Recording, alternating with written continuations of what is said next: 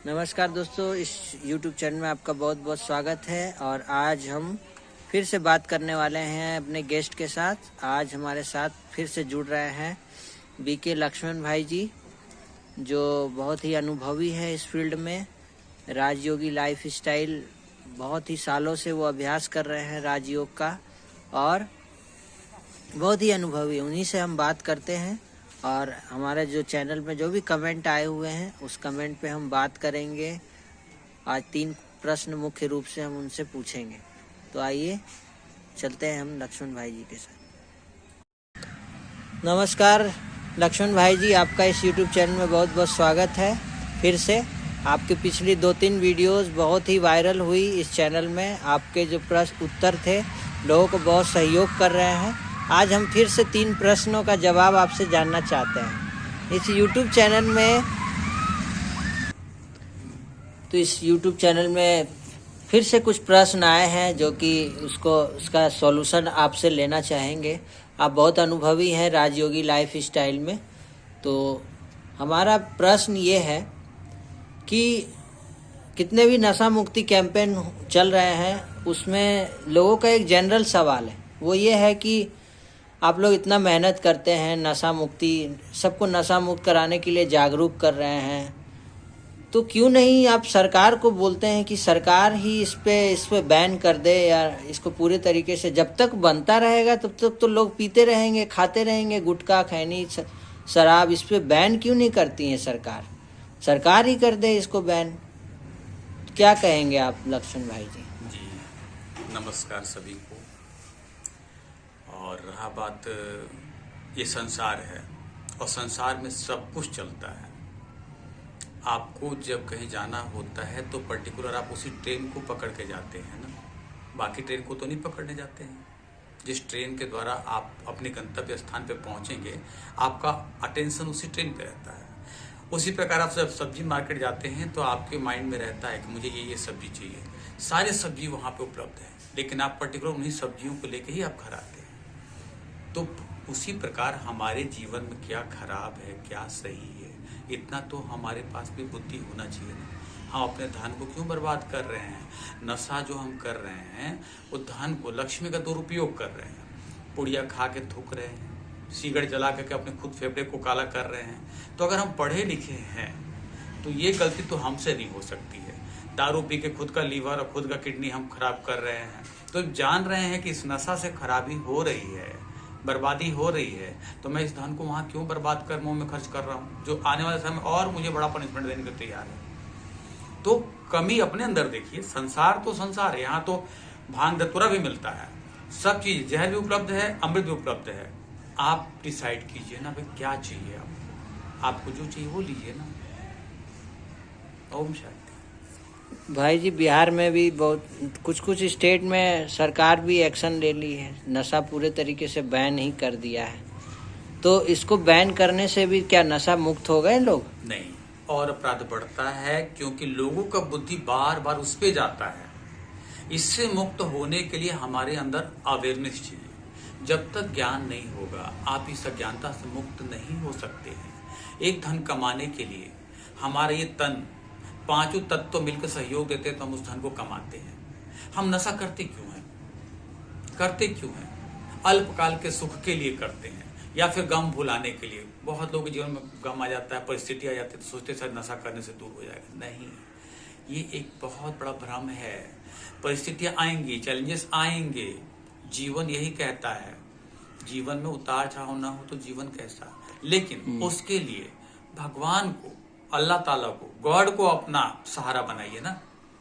उसको जब साथी बना लेंगे तो हर परिस्थिति में सहज या पास हो सकते। जैसे आप पढ़ेंगे और एग्जाम ना हो, पेपर ना आए, ऐसा होता है क्या? तो पेपर आता तो क्या करते? तैयारी करते हैं। उसी प्रकार हमारे जीवन में परिस्थितियां आएंगी, प्रॉब्लम्स आएंगे, घबराइए मत।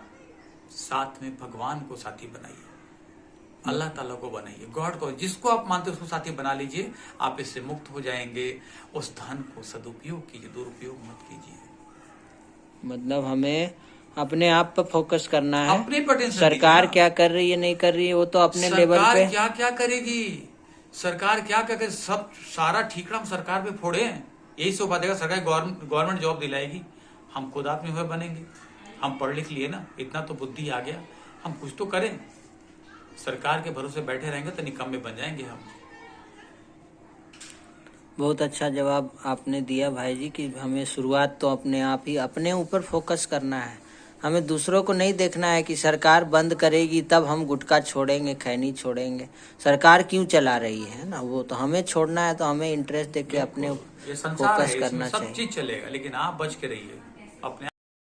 तो बहुत अच्छा जवाब आपने दिया पिछले प्रश्न का भाई जी। अब दूसरा सवाल हमारे को चैनल पे आया कि नशा तो हम छोड़ना चाहते हैं, छोड़ भी दिया हमने, नशा मुक्ति केंद्र में भी रहे 3-3 महीने 6-6 महीने, लेकिन फिर जब निकल कर आते हैं वहाँ से तो फिर से वो नशा पकड़ लेता है, तो रिलैप्स हो जाता है। नशा तो हम छोड़ना चाहते हैं, इंटरेस्ट है, लेकिन वो फिर से वापस आ रहा है, तो उसके लिए क्या करना चाहिए? क्यों आ रहा है ये रिलैप्स, क्यों हो रहा है? जहाँ चाह है वहाँ राह है। अगर आप चाह रहे हैं फिर आ रहा है, मैं नहीं मानूंगा, हो ही नहीं सकता है। जहाँ चाह है वहाँ राह है। हमारे एक मित्र हैं, काफी धनाढ्य व्यक्ति हैं वो, और वो सारे दिन में 100 पुड़िया खाते थे।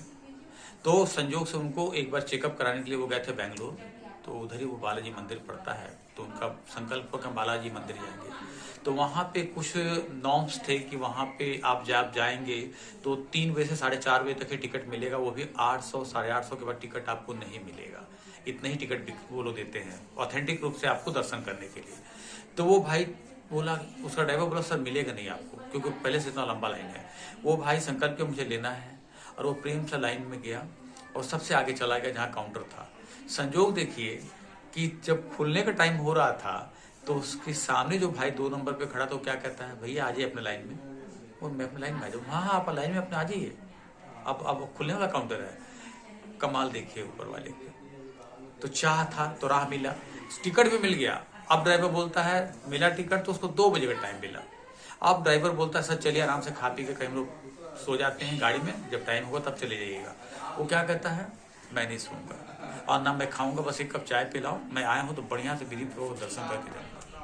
और उसने अपने संकल्प को एकदम दृढ़ रखा। वो लोग खा पी के ड्राइवर सोने चले गए, वो सोया नहीं, वो चला गया घूमने। तो वहां पे एक गार्ड था, हट्टा कट्टा खड़ा, बोले इधर आओ इधर आओ, कहाँ घूम रहे हो? तो बोला बस ऐसे ही घूम रहे, आए हैं दर्शन करने के लिए। तो बोला कहाँ है तुम्हारा टोकन दिखाओ, ये टोकन है मेरा।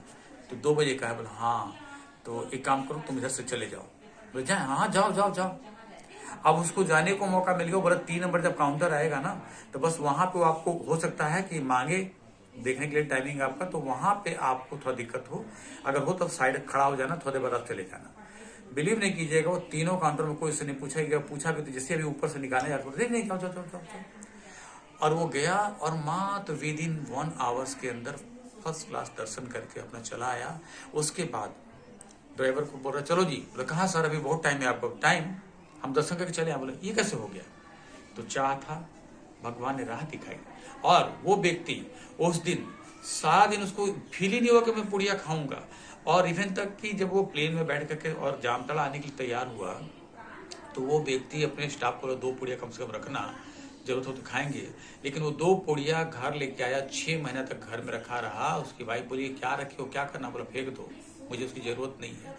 तो प्यारे भाइयों, आप अध्यात्म को आधार बनाओ, प्रभु का शरण में जाओ, भगवान को, अल्लाह ताला, खुदा को या गॉड को पकड़ो, जिसको आप उनके शरण में जाओ, उनसे शक्ति लो, उनके चरणों में ये पुड़िया रख कर सौगंध खा लो कि आज के बाद में ये पुड़िया, ये नशा नहीं करूंगा, नहीं करूंगा, नहीं करूंगा। ये नशा आपके जीवन का नाश कर रहा है। एक एक व्यक्ति हॉस्पिटल में नशा करके बर्बादी के कार पे खड़ा है, घर द्वार बेचने को तैयार है, कैंसर हो गया है, माउथ कैंसर से पूरा जबड़ा गल गया, लार बनना बंद हो गया। ऐसे ऐसे मैं यंग भाइयों से मिल रहा हूँ टाटा में, बहुत बुरी स्थिति है। अभी भी नहीं बचेंगे तो समय शायद आपके लिए वो निकल जाएगा जिसमें आप बचने की कोशिश करेंगे। बहुत ही अच्छा अनुभव आपने सुनाया भाई जी, से काफ़ी लोगों को प्रेरणाएं मिलेंगी। फिर से पूछते हैं आपसे, एक और प्रश्न है